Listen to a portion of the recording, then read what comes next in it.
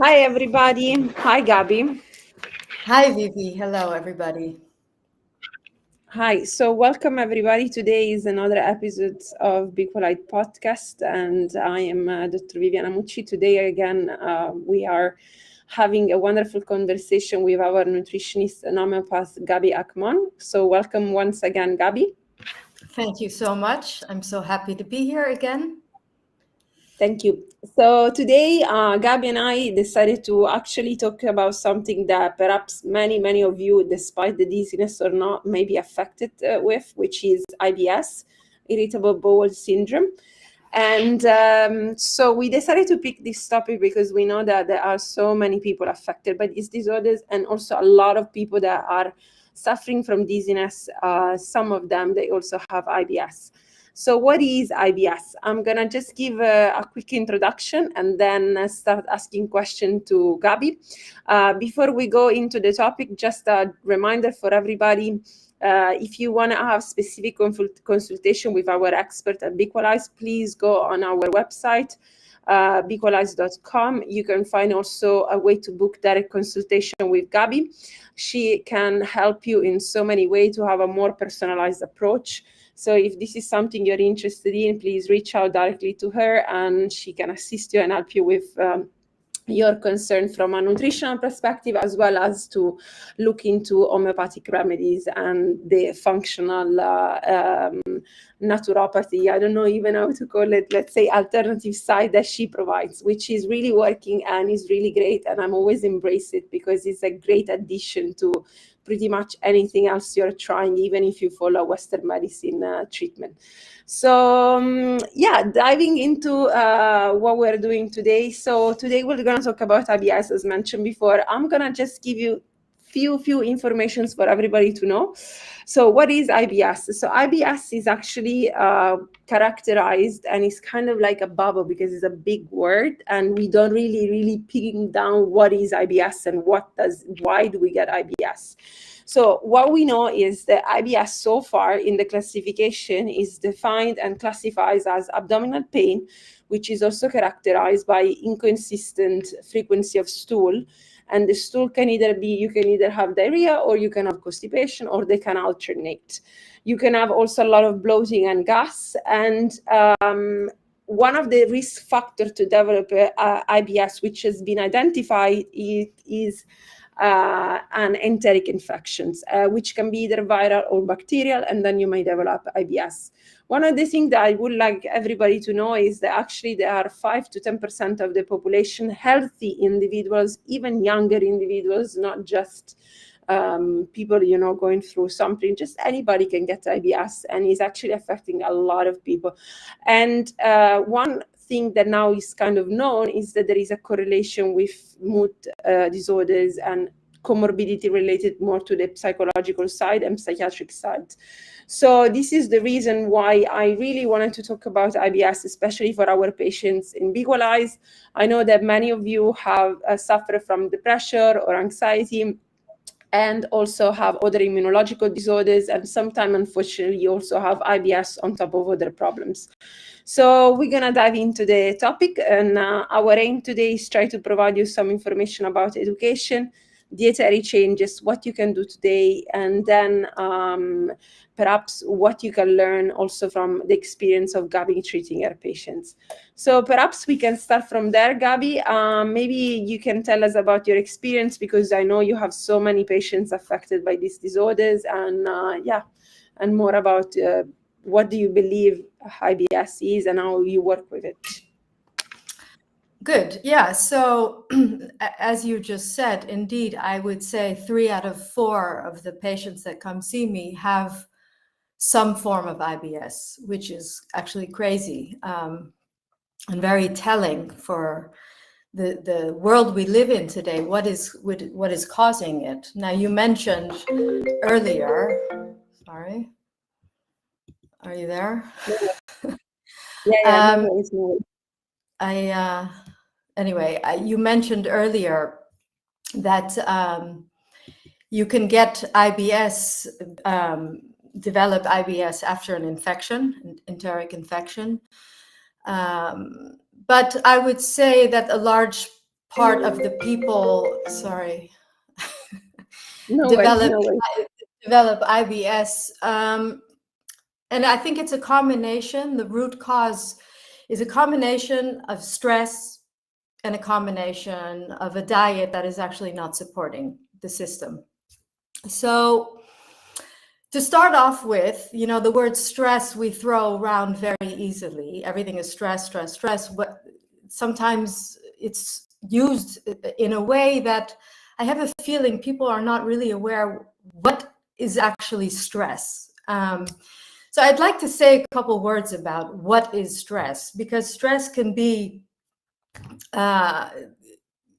anxiety over not making it through the month because finances. Stress can be feeling unsafe. Stress can be not being able to keep up with your job. It can be, you know, many different things. But stress can also be too much activity, too much physical activity, people doing sports in a too high level and not taking in enough fuel, as in not feeding themselves enough. So stress is kind of a problem when it has to do with the supply and demand of the body and the energy production. So when we are in this stress state, our body, in order for it to keep us alive, will have to start producing stress hormones. And I have a feeling I've mentioned this before, but our stress hormones happen to also be our blood sugar secreting and regulating hormones. It's adrenaline, glycogen, cortisol. And these stress hormones allow us to provide more energy for our system, but they also have quite a negative and disruptive, like the way they secreting of the stress hormones cause a bit of disruption, especially in the gut, and impair healthy digestion. And without getting into it too much, adrenaline and cortisol redirect the blood flow from our digestive tract and makes it harder for us to just simply digest our food. So when it comes to being able to eat and digest our food and break it down and, you know, get rid of it, clear it from our gut, it just is not happening the way it should because there's this stress reaction going on. And as I said, the stress reaction can be coming from so many different angles, just simply not eating enough or having stresses in your life that are causing your body to not be able to just simply digest the food in an optimal way. So this is one of the points that when people come to me, I really try to figure out, and I give them the time to really tell me about their whole situation and really look at their diet and understand if the supply actually is meeting the demand. Is their body able to run its system or not? Am I making myself sort of clear? Yeah. This is very, very clear. So, and when you have a patient coming with you with the typical complaints, so first of all, you look at what they eat, I guess, and then you ask more questions about their lifestyle, correct? So would you say that to tackle IBS, again, because it's such a functional and also complex because there are a myriad of different symptoms, perhaps a patient cannot just expect to have a magic pill, but needs to put in some work and changing their lifestyle as well, right? To really have. Yes, but it's a lot simpler than you think. It doesn't mean you need to necessarily go see a shrink and start doing all kinds of therapies. Adjusting your lifestyle means adjusting your energy expenditure to the food intake, or the other way around, whichever way you call it. And I'll give you an example. Yesterday, I had a woman come see me, 59 years old, with extreme IBS symptoms. Now, I found out recently that she, trying to fix her IBS, went online and started reading what is healthy. And she ended up coming to the conclusion that what would be best, and the advice that she was able to find was to start intermittent fasting. Now, this is a common thing that a lot of people that are health conscious end up doing, skipping breakfast. And there's a lot of theories and science around that. But so she started skipping breakfast. Then she started replacing her sugary snacks with eating lots of nuts and seeds, considered health food on many different platforms. Yeah. She started working out more. You see where I'm getting to? She was taking in less food. She was taking in less food her body could convert into energy. Nuts and seeds is not something your body knows how to use to make energy with. And spending more energy by doing more sports was creating more stress hormones. So just by simply adjusting those 3 points, I told her, start having breakfast again, get rid of the nuts and the seeds. It's full of anti-nutrients and it's not doing anything for you. And eat more frequent. So don't skip meals, do less sports. Her symptoms practically cleared up. This is after years and years and years. And I'm not even exaggerating this story. For the sake of the story, this is literally what happened. So it can be that simple. It's the body reacts to whatever is available in real time. And I cannot say it enough, and I feel that I'm repeating myself over and over. I'm having a déjà vu. But we need energy to run our system. It doesn't go from air. It doesn't go by itself. We need the energy. And I think this is a very important point that I try to communicate. No, it's a really good point. Actually, it's something to strengthen, because as you rightly mentioned, the internet and all the influencer, the fitness guru, whatever it's online, they just often promote this fasting and high intensity interval training and pushing yourself, which at the end of the day, indeed, they do mess up with your cortisol massively. So I'm actually very happy that you strengthen the need again for people to actually eat the right food at the right time. So, but now going back a bit, just generally, again, it's very nice you share the story. What do you think? Do you think for specific people there are specific food that can be considered a trigger? Or if you have a general diet, what would be maybe something you would say to patients that are not even aware what type of food might be more triggering for them or not? For example, spicy food, or I don't know if there is anything that you would recommend to them. Yeah. So when you say food that could be triggering, let's just explain the audience that when you eat food that your body isn't able to digest well, and you have a reaction, your body will produce different compounds. One of them is like histamine. Histamine is just a reaction that the immune system in your gut secretes histamine as part of an immune reaction. And histamine has a way of triggering symptoms, especially when it comes to vertigo symptoms, because it acts like a neurotransmitter in the central nervous system. So when you eat foods that your body has trouble digesting, and it can be many different types of foods, you can have not only IBS symptoms, but you could also trigger symptoms related to vestibular symptoms. So I mentioned it earlier, nuts and seeds are a big problem. And I would say 10 out of 10 people I tell to stop eating them, within 1-2 days report drastic amelioration from their symptoms. So, and this is the thing that everybody's like, yeah, it's a healthy snack, and no, yeah, it's true. It's really not. No. Okay. Nuts and seeds kind of impair your system to work. They put you into hibernation. They slow down the metabolism. It's very difficult to digest them because nuts and seeds are full of anti-nutrients. Just the word anti-nutrient, it already implies it's not a nutrient, it's the anti.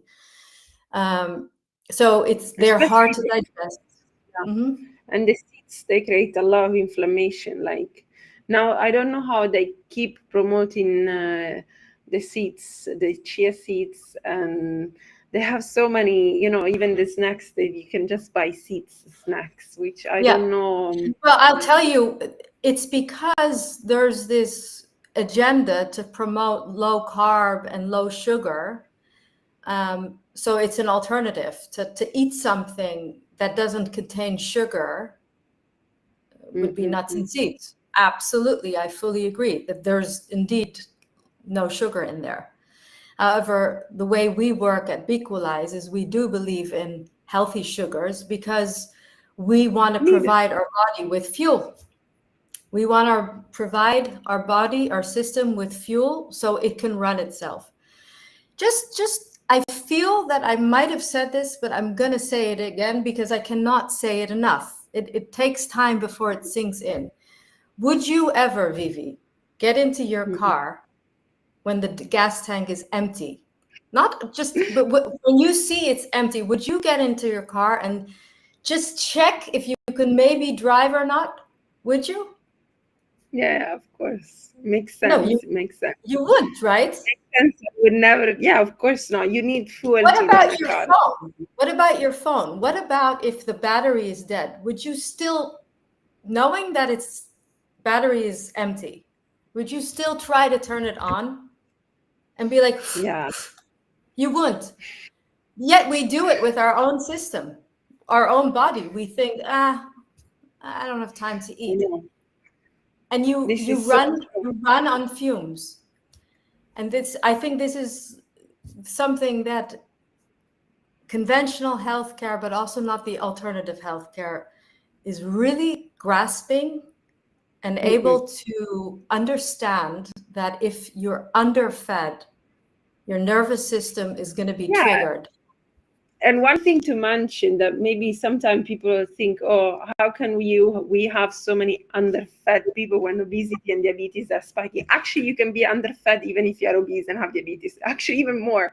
Like there was this beautiful study, even more, that I read about kids being malnourished, and there was such a high rate of kids being malnourished in the UK, which you think, okay, the UK, we're not talking about, I don't know, a place, wherever there is an emergency crisis or a war. We're just talking about the UK. And the number of kids that were malnourished was huge, and they were all having obesity, but they were still malnourished because, unfortunately, when we say underfed, we actually, you might be putting food into your mouth, but you're not eating food that the cells of your body can convert into energy. That's what we're talking about.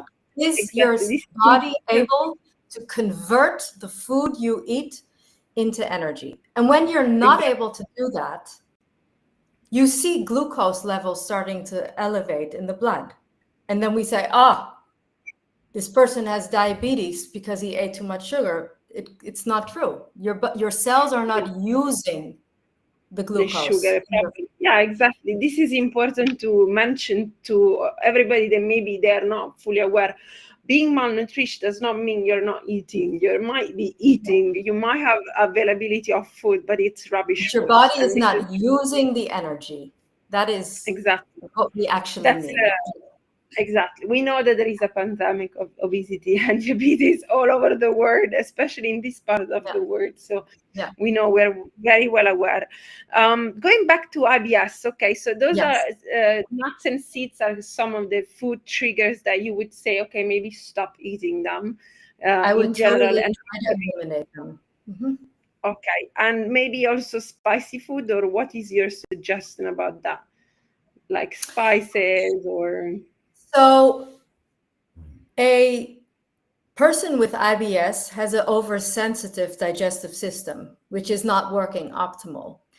And I think it's important to minimize or completely eliminate the foods that are triggering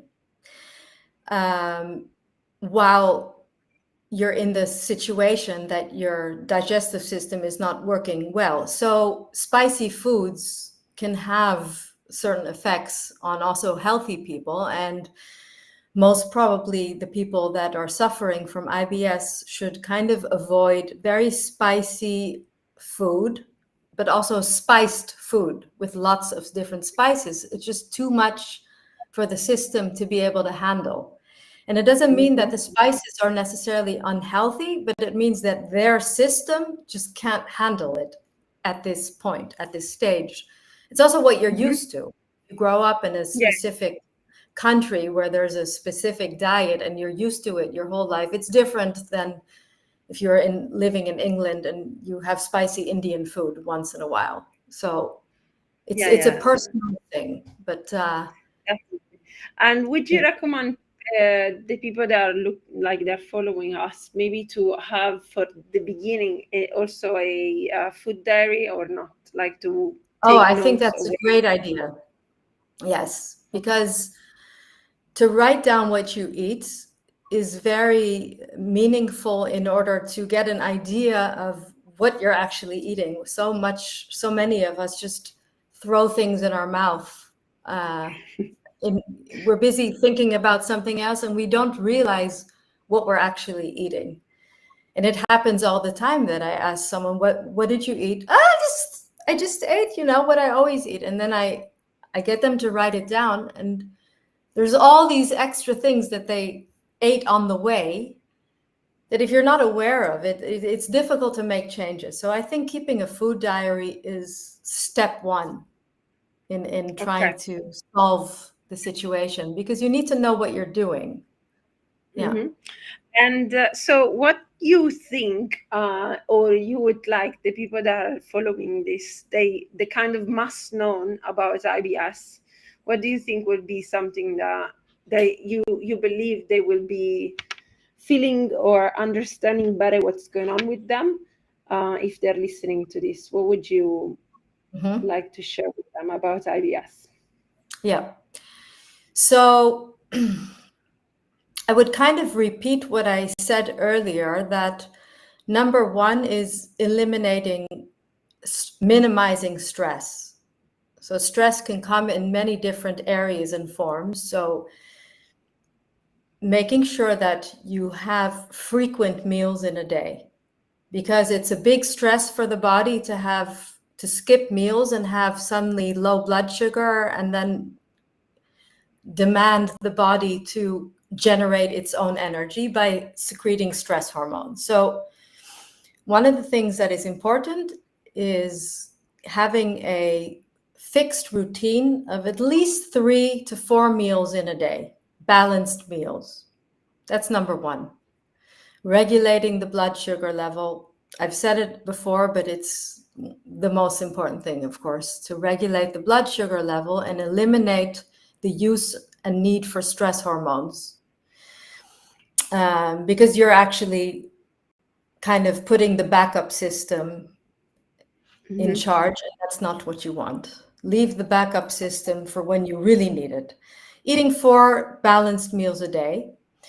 Second thing would be to really minimize the foods that are triggering and hard for your digestive system to handle. So the nuts and the seeds. I also really would like to mention legumes.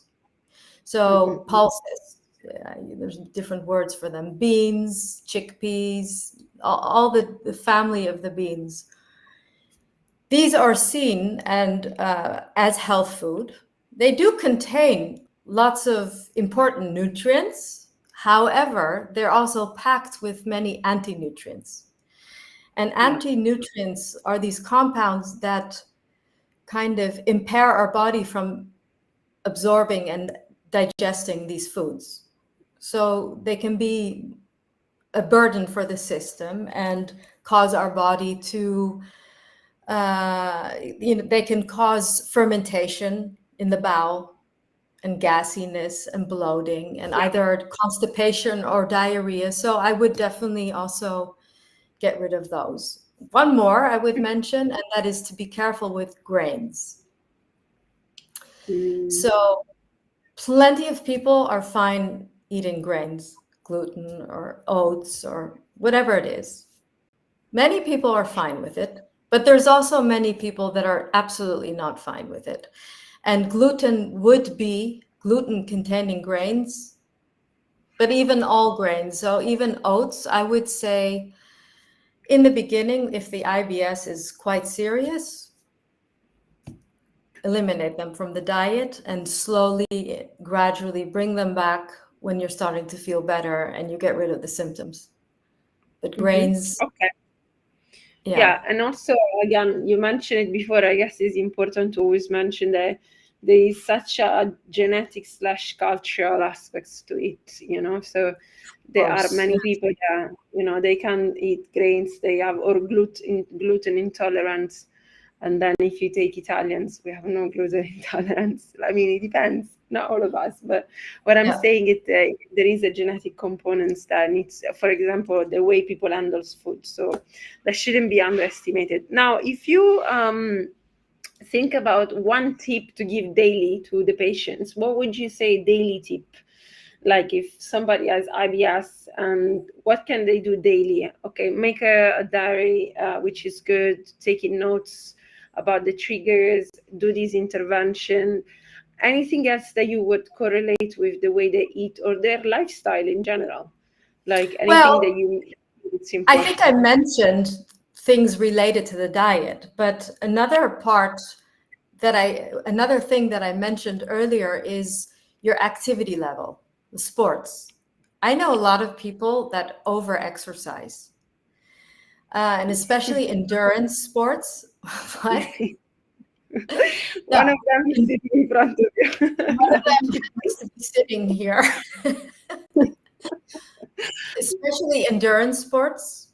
This is not ideal for the gut.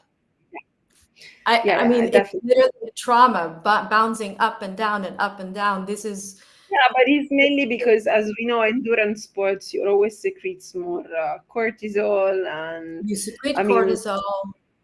They're not, they definitely, and they can mess up on many levels. But it's the mechanical movement of endurance sports over and over again, which is one that is a problem. It's the cortisol production, the adrenaline, all the stress hormones, glycogen, that is rerouting the blood flow from the digestive tract. So it makes it harder for your system to simply digest your food. You might not even have a problem. You might not even have a problem with your digestive tract, but it's just that you're not allowing your digestive system to do what it needs to do, because you're redirecting the blood flow and the energy to whatever it is that you want to do. I see it all the time. People that are educated and people that are smart, with the availability of all the information and all the Instagram and all the influencers out there, the health and beauty and wellness influencers with their advice, you're going to come across a lot of overtraining advice. And yeah, definitely. This is seen in the fitness. I think for someone with an IBS, it's an important point to look at. Maybe not it might not apply to everyone. Some people might say, well, I don't do any workout. Okay, then maybe moving a bit more and walking would be good. But it's about finding the balance that fits you. How can you start recharging your own battery or filling your own gas tank so your system can run itself? I guess since we have so many also females, and we know the females are also more predisposed to immunological conditions, we are just more always having so many more conditions than related to our immune system and to the way we react. It's perhaps also very important to always advocate for the type of physical activity, because one of the misconceptions, you know, I used to be a personal trainer when I was younger. all the time, and I see this fear of women to start working with resistance training, which is absolutely beneficial if you have any conditions. If you have IBS, because it reduces your cortisol. Absolutely. If you have any immunological condition, but there is a fear of women trying to go into resistance training and lifting weights, and there is such instead this conception of, oh, let me just go for a run or whatever it Why is. is that? Why do people have this fear? Okay, people think that if they start lifting weight, they immediately become big and huge, which actually they don't know that it takes years of eating food. And you cannot, like, women were not, we actually, it's really is a struggle to build muscles for us. We are not meant to build muscle. We have less testosterone. So if you lift weights in a considerate way and you just eat well, it's almost impossible you're going to become like a bodybuilder. It's impossible. But there is this fear, I'm going to become big. Actually, the only thing that is going to happen is that you convert the fat into the muscles. And I'm always advocating for resistance training because it has so many positive effects, especially on the stress system for women. And I believe, as you say, indeed, most women, they're actually more attracted to this long cardio or this, type of activity that at the end we put them only under stress. And on top of it, women, if you look at the way most of BEqualise patients are, they're also more predisposed to vestibular disorders, a lot of vestibular disorders and a lot of inflammatory disorders. So again, one more reason to try to reduce any type of activity that really stresses your body. And one more question. So now that we talked about stress, so stress again has these negative connotations, but actually the word stress is just stress. Stress is actually, we need stress. We need a little bit of stress. But what would you think in IBS in terms of stress? Would you, as maybe less as a nutritionist, but more as an homeopath, would you consider or also address the stress level of a person and maybe advice for remedies, or what would you do with the stress if it's really prominent in a patient that has also IBS? Well, stress needs to be addressed. And I think we started off by saying stress can be something different for every person. So it can be psychological, emotional stress, but also physical stress.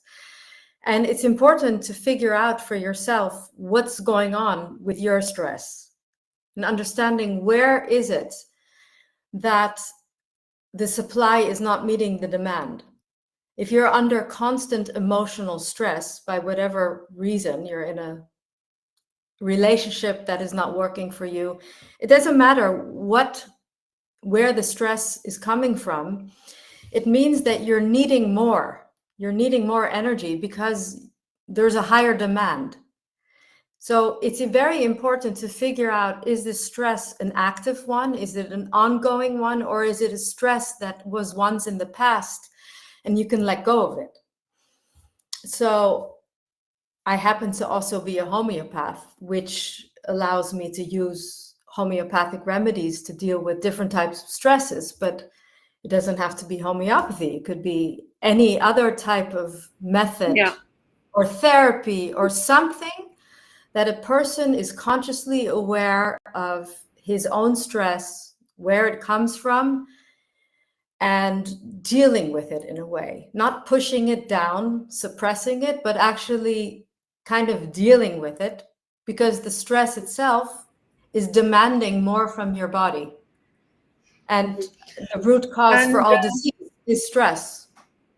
Yeah, we know. That's so true. And just because I think it's important maybe to spend 2 minutes for everybody that doesn't know what an homeopath is and what is homeopathy. This is a side note, but I think it would be nice that you just mention in few words. I know it's tough to explain like very briefly, but I feel like it would be very good for the people following us that they might not be aware of what actually is an homeopathic intervention. Yeah, so homeopathy is a completely different type of natural alternative way of treating people, whereby you kind of look at the entire picture, what you see. So you could have 5 people with eczema on their shoulder, But each and every person has a complete different experience of themselves, a different expression of the eczema. The one would say, feels like it's burning. The other one would say, when it's raining, it irritates me more. The other one would say, I notice my eczema is more when I have dairy products or whatever. You understand what I'm saying? Everyone is unique in its own way and experiences their life and their symptoms in a different way. And in homeopathy, you try to match a homeopathic remedy with a specific picture of, you know, a person with his symptoms and everything around it. So you don't only look at the symptoms, but you also look at his emotional and his mental state and his physical experience. So you look at what makes things worse, what makes things better. You really try to grasp the entire picture, and then you find the right matching homeopathic remedy. And like cures like. So if you find the right remedy that fits the exact picture, it could just clear up like magic. It's almost, you almost can't believe that it's really happened, but that's the way homeopathy can work. Now, it requires a good homeopath to find the right remedy, and sometimes it's difficult to be right on it, but it's basically energy medicine, but you're using all kinds of substances like from plants or minerals or animals or actually even diseases, but you turn it into a different form of the original substance, that it's not toxic anymore. You dilute it and you potentize it, you increase the energy, and I won't get into the details, but it's amazing. Yeah. Okay. So this is for all the people asking, what is homeopathy exactly? Yeah. What does it do? It's not for everyone. I guess so. That many people are very skeptical, and I, especially in my field of traditional medicine, whenever I mention, I'm using homeopathy and it works, at least on me, it works. They say, it's just placebo. But I'm always happy to say placebo still work. So, but the thing is, I just said it's not for everyone. What I mean is not everyone is interested in taking it, but you don't have to believe in it. It works on animals. It works on babies. They don't have no idea what they're doing. It works. Exactly. It just works. It just works, exactly. And I found it very interesting, of course. I wish they would teach also to all doctors this, but we don't get the opportunity. That would be the day. Then would be like, to combine everything. Okay, going back to IBS, so one more questions for you, because I think this is also something that people can benefit from. What do you think about digestive enzymes, which they seems to be, to be working very well, especially if people have problem in digesting certain type of foods? What do you think about them, and would you think it's good to take them if you have like intolerances, or just again IBS and problem in digesting no, I definitely think taking digestive enzymes can be very beneficial while you're trying to figure out how to solve and get rid of the root cause. So to just say, okay, I have trouble digesting protein, so I'm going to take enzymes to help me digest, and that's it. It works. So I'm just going to do this until I'm 120. That wouldn't be my strategy, but I definitely prescribe them to people for a certain period of time while I'm trying to optimize their entire digestion, for them to sort of not be able to not need them anymore after a while and be free of them. Relying on all kinds of substances too long is not ideal, but I think it's great, and I prescribe it, and it can be very helpful because people can have a deficiency in certain digestive enzymes. The system is not producing them. So helping the system, great idea. Okay. So just to give a summary to everybody that's followed us today, so we can just mention that what is IBS, just to have a quick summary, if you want to give a summary to them, Gabi, and then we conclude. And if you want to have if you want to share anything else with our patients, please feel free. I'm sure that, yeah, they always comment that they find this very beneficial, especially on Instagram, and we're going to try to post more lives on Instagram as well. Yeah. So please, whatever you want to share after, if you want to have a quick summary. IBS, irritable bowel syndrome, is like a very fancy term to say your digestive tract is irritated and you're not digesting well. And everyone can have different types of symptoms: pain, cramps, bloating, diarrhea, constipation, etc., etc. The root cause can be also in different areas. It could start off with already not digesting the food well in the mouth, or not digesting it in the stomach, or in the small bowel, or in the large bowel. It can happen in different areas. And since it's all connected, like if you don't digest your food well in your stomach, it won't be digested enough by the time it gets to the small and then large intestine. So it's a very broad term, but in order to solve it for each individual, you really do need to personalize it and really look into what's going on with you. There is no general advice, and this is what we're actually talking about, starting off with understanding what's going on in your life, what possible foods are actually making the whole thing worse, and how is your lifestyle negatively impacting the system. Yeah. As I said earlier, sorry, go ahead. No, I'm saying, so in other words, if you do suffer from IBS, please take control of understanding what are the triggers. Yeah. And if you want a more personalized approach, perhaps they can consult with you, but also to look more specifically what are the area of your lives, which is maybe the painful process sometimes, to sit down with yourself and understanding what did it change, when did it started, why did you get it now, why not before, what could have been a potential trigger, and or have you been sick? Like, did you get a big infections or anything? After, actually, funny enough, after COVID, there were many people that developed GI tract. Absolutely. It's a very good one. Good that you mention it. But I want to say, I want to leave on a positive note that it's really something you can treat. I mean, I want to, say, sometimes it's very difficult. People say, I have this and that. And then I'm like, yeah, it's tough. But IBS is definitely, in my experience, something with the right approach, you really can treat it and minimize whatever is going on and get your quality of life back. And this is one of those disorders that I'd like to strengthen, that you do need a very holistic and 360 degrees approach, because it's the only way.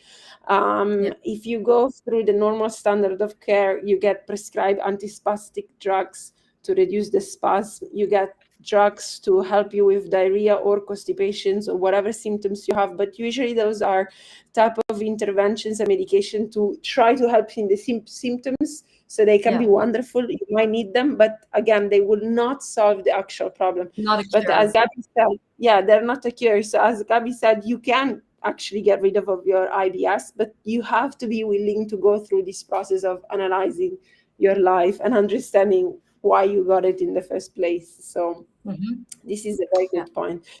Anything else you'd like to share, Gabi, with the people? Maybe also about your online consultation, so people can just book you and get more information about you, because we do have an applications, and is a very, very minimal product of what it's going to look like at the end. So guys, just download it, play with it. It's totally free, but this is not our final mobile application, so it's coming, the final one.